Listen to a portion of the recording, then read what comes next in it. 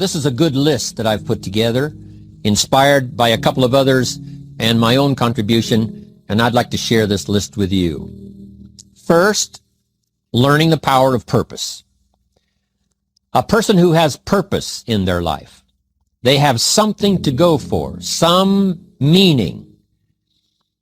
One writer described it, for some people it becomes a magnificent obsession.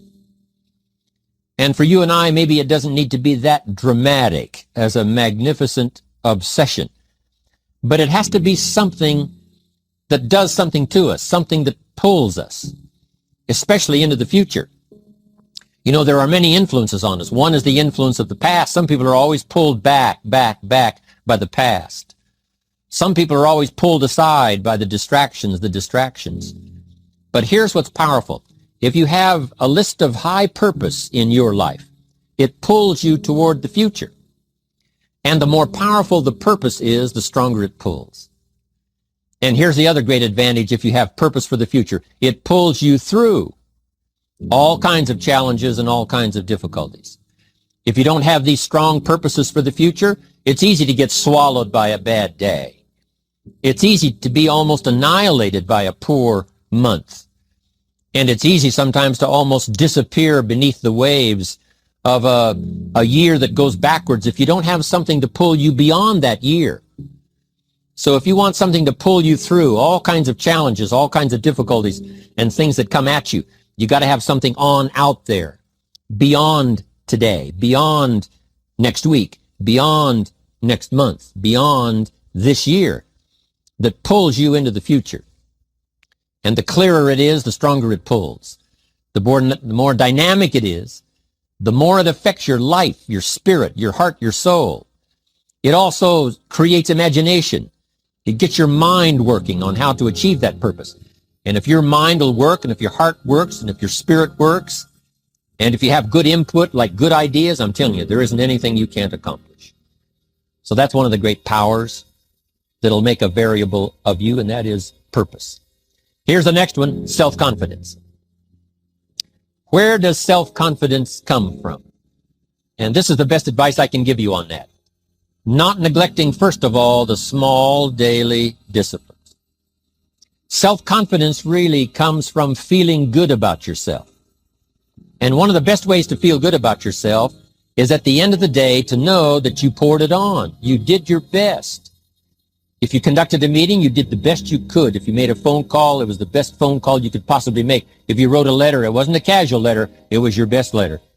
At the end of those kind of days, when you feel good about yourself, self-confidence starts to rise. You know that if you can have this kind of a good day, you can have another one the next day, and those days become the weeks become the months, and the month becomes a powerful year. Self-confidence comes from the lack of neglect. If you will not neglect to do the small daily disciplines, that's where self-confidence comes from. Part of good health is self-confidence. I know I'm going to be healthy. I take the Herbalife products. I eat the apple a day. I walk around the block. I do the jogging on the beach. At the end of the day, when you've really poured it on and you've done all the stuff, self-confidence grows. That self-confidence affects your health. It affects your future. It affects your psyche. So this is true. One of the great powers is self-confidence.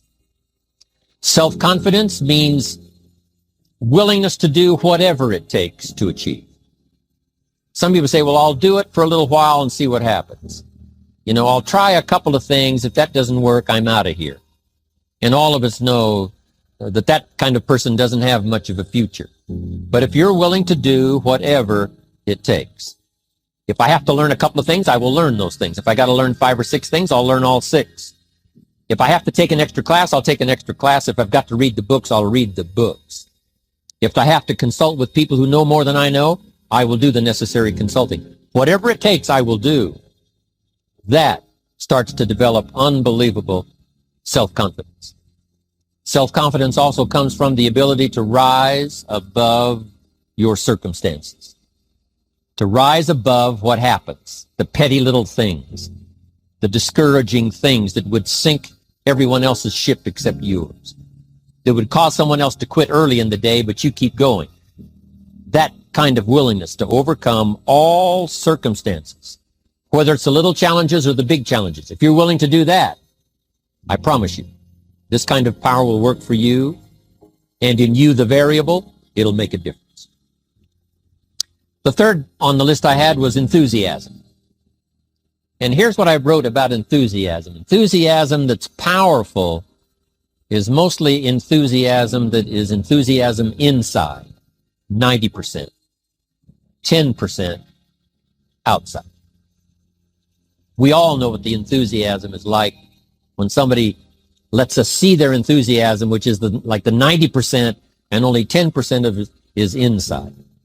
But the enthusiasm that really affects people is not just being loud, but the enthusiasm that runs deep, the enthusiasm that comes from deep inside, created by self-confidence, created by purpose, created by genuine willingness to help other people. That kind of enthusiasm, knowing that you're going to get the job done, knowing you're going to affect people, knowing you're going to have testimonials flowing in from all kinds of directions. That kind of enthusiasm. A lot of it is quiet. A lot of it is unheard. And the 10% that's heard, it rings a bell. People call it genuine enthusiasm because they know that what you say in the outward display of your enthusiasm is only a small tip of the iceberg of the enthusiasm you feel inside that really motivates you to do the best job you can. Next on my list to help you become the powerful variable is expertise. Wanting to excel in all of the skills and settling for nothing less than an outstanding performance. If you're willing to be the best in your field, if you're willing to demand of yourself excellence in skills, to be the best that you can possibly be. In the training, do the best you possibly can. In doing a workshop, do the best you possibly can. Developing the skills of using your personality, developing the skills of language, developing the skills of influence, developing the skills of organizing. If you're willing to be an expert in all of the skills, Herbalife has the way for you to invest those skills and not only make a handsome living, not only make a lot of money, but if you would so desire and if it would be your purpose, a chance to make your fortune. Expertise, excellence in skills. Here was the next one on my list, making a powerful contribution to you, the variable, and that is preparation. Well prepared. And preparation, of course, involves a whole lot of things. A big share of our life is preparing, getting ready. When we go to the first grade in school, we're just preparing for the second grade. After we've finished 2 grades, the 2 grades prepare us for number 3. Sometimes it seems like a long, excruciating time. And the time will just seem like it'll never come when we can finally have the performance that we really want. But it takes time to prepare. It takes time to get ready. And the decisions you make in the preparation time, those are the decisions that last for a lifetime. Preparing to have a good day. It's that preparing, maybe the night before, maybe the couple of days before the day that you're going to put everything together. The preparation for a meeting means that you've taken it serious.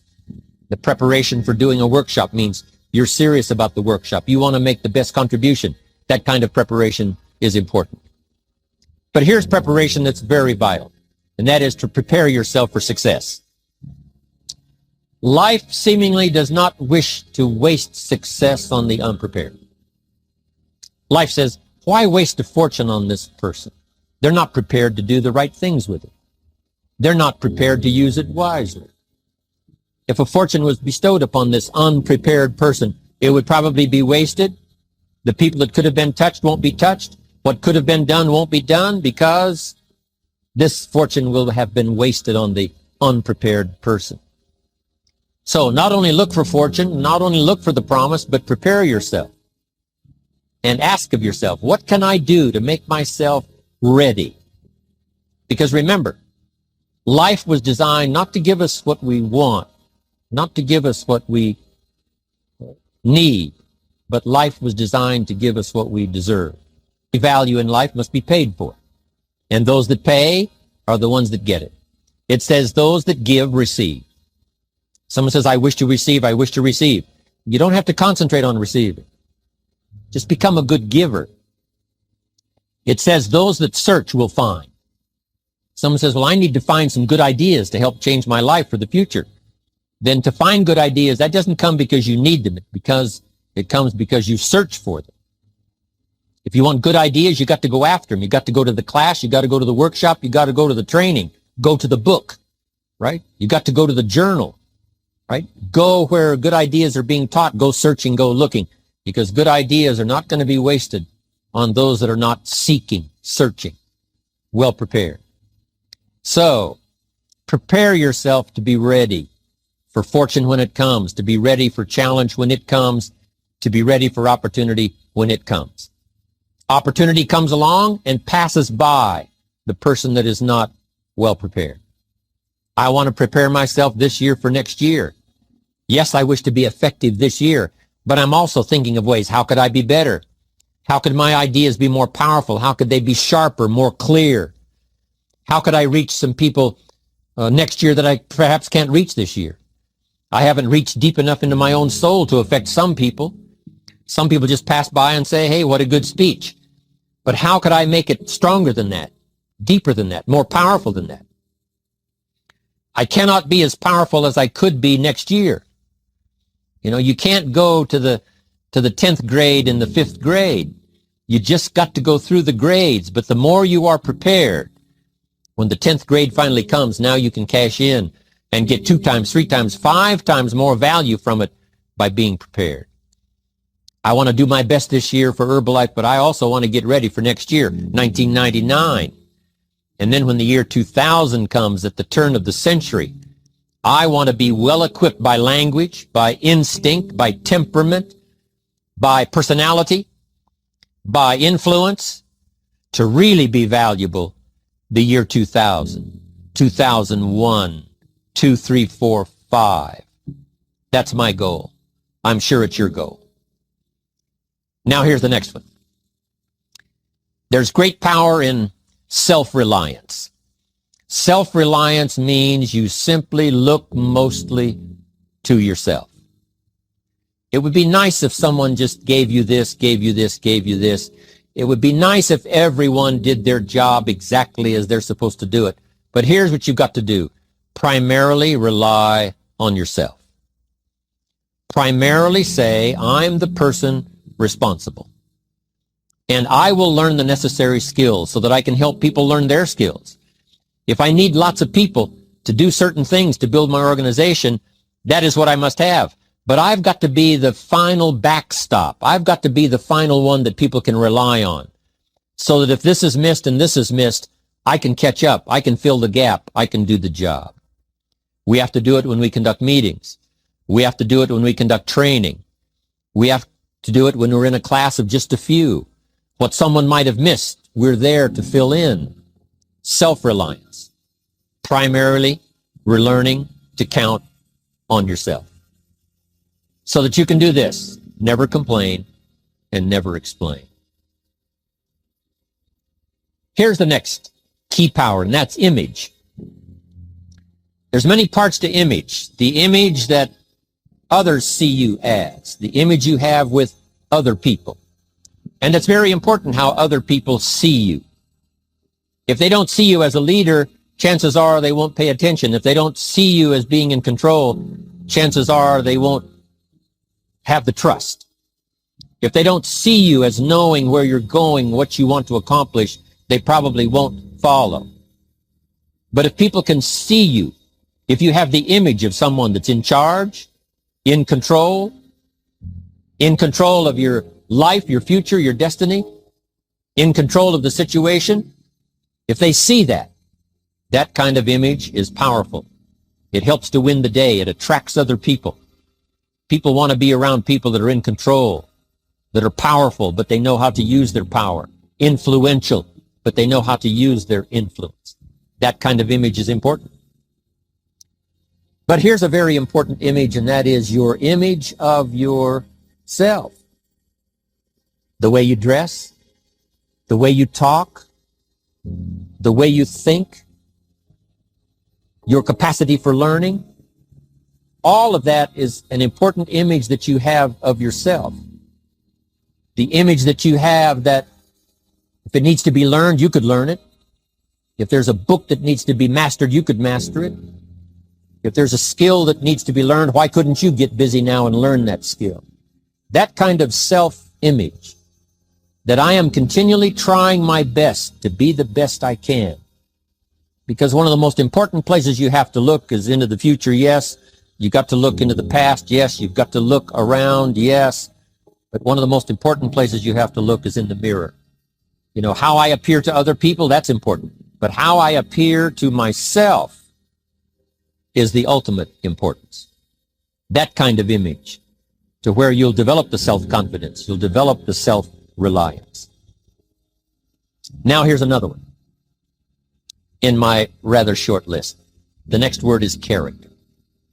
Becoming a person of high values, a person of principles, a person of honesty, a person that earns respect. That kind of character. It took character when Mark started to put the marketing system together. How can we have a system that will build in the integrity, that people will know that if this happens, then this will happen. And if this goes wrong, here's the way to fix it. Unless you have the principles and the character and the integrity to put together a viable plan for a wide variety of people, then the system is not going to last very long. And I've been around long enough, and I'm sure you have been around long enough to see a lot of systems that got started, but they failed. And the reason is because they were not constructed with integrity. They were not constructed with character. They were not constructed with doing the right thing. They might have been constructed to take advantage. You know, cash it out as quickly as possible and leave. Mark was involved when others took advantage of him all those years ago before Herbalife. When someone took advantage, didn't have the character, didn't have the principles, and didn't have the character to stay, the character to see it through, the character to do the right thing. So this is important to develop the character within yourself, that people see you as honest, as fair, willing to do the right thing, willing to be helpful, but always willing to walk the center line, not to pass the line. When we come to an opportunity like Herbalife, especially multi-level network marketing, it is so dynamic, it is so powerful, and it is so possible in fortune making that sometimes people want to speed up the process by cutting the corners, by neglecting to do the right things, you know, to cheat a little here, you know, cross the line just a little bit, because then, you know, it'll grow faster and you can cash in quicker. Not necessary here. Doing Herbalife right will build your fortune longer and stronger than trying to cut the corners and not doing it right.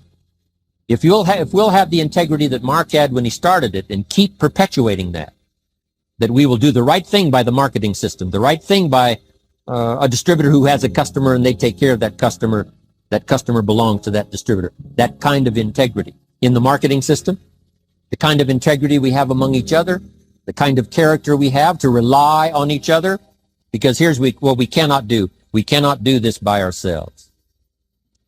Mark's got to count on me. I've got to count on Mark. We've got to count on the president's team. The president's team has to count on the chairman's club for advice and counsel. We have to count on the millionaire team, the tabulator team, the world team. We've got to count on the distributor. We've got to count on the distributor giving the right message to the potential customer.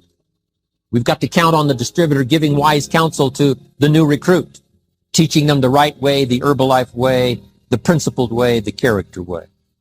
Vitally important. Building and developing your own character. Now here's another one. It's called self-discipline. Self-discipline, all of us have a challenge with that. Because sometimes it's easy, and especially if you're working hard, doing the best you can, it's easy sometimes to let up and let it go. But remember, so many people, especially now that we're as big as we are around the world, are counting on what we do. At home office, they have to be careful. They have to be disciplined. It's easy for the person who ships the product from Herbalife says, oh, well, I'll wait until tomorrow to ship it. And then they go home and sleep like a baby. But the distributor who's waiting for that product doesn't sleep that night, or doesn't sleep when the product doesn't show on time. But if everybody will have the discipline to say, I will do the best job I can. I will make mistakes, of course, because we're all human, but I'll try to remedy those mistakes and do the best job I can. That kind of self-discipline that understands how important your part is in all of the functions that work. Coming to work on the set here, HBN, there's so many people that play a part. And each one of the parts that are played is necessary to put on the broadcast, make it viable, make it real, make it powerful. Any couple of them missing, and it would be a disaster. But all of it put together, and it works like a charm. Each person developing the self-discipline to do their part, do their job. Here's one more, and that is the power of extraordinary performance and demanding of yourself excellent results. This is so important. If you want to live extraordinary, you must do extraordinary. If you want an extraordinary income, you must do extraordinary things. If you want an extraordinary fortune, you must go with the demands of what it takes to have that fortune. Mark has made such a fortune, it's almost beyond comprehension what the numbers really are. But guess what he has the satisfaction of knowing? He earned it all.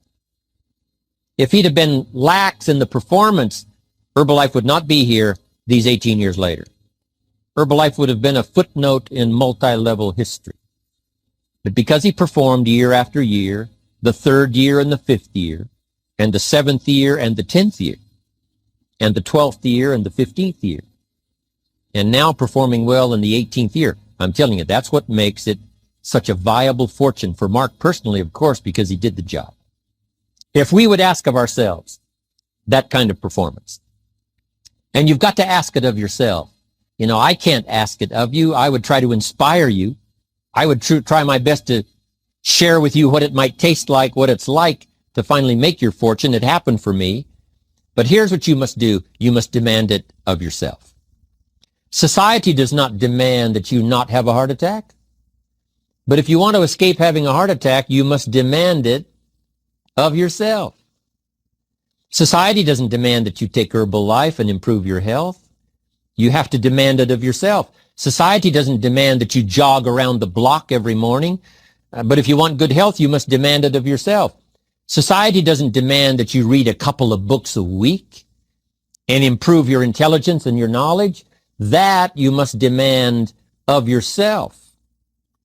Society does not demand that you build a financial wall around your family nothing can get through. That's not a demand of society. But you must demand it, if you wish it, you must demand it of yourself. Society doesn't demand that you learn a list of 10 skills.